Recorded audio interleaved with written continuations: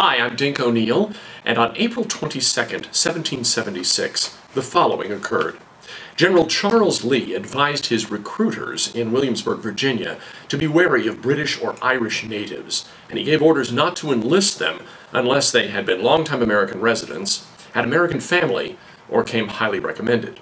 Also on this day, North Carolina declares for independence. Here now is an excerpt from a letter that was written by John Adams, a delegate from Massachusetts to the Continental Congress, to Dr. Joseph Warren, one of the provisional leaders back in Massachusetts. It is dated April 22nd, 1776. After all, my friend, I do not at all wonder that so much reluctance has been shown to the measure of independency.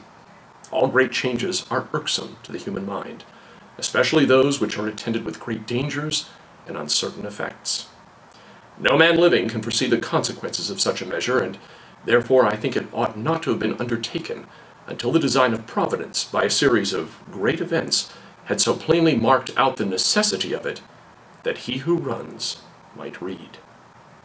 We may feel a sanguine confidence of our strength, yet in a few years it may be put to the trial. We may please ourselves with the prospect of free and popular governments, but there is a great danger that these governments will not make us happy. God grant that they may. But I fear that in every assembly, members will obtain an influence by noise, not sense, by meanness, not greatness, by ignorance, not learning, by contracted hearts, and not large souls.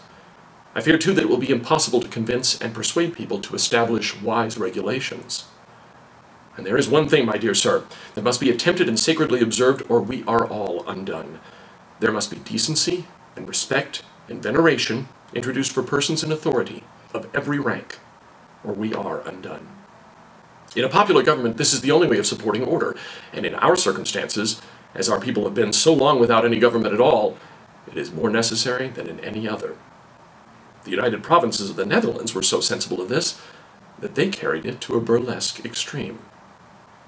For Cabrillo Music Theatre, I'm Dink O'Neill. This is what happened on April 22nd, 1776.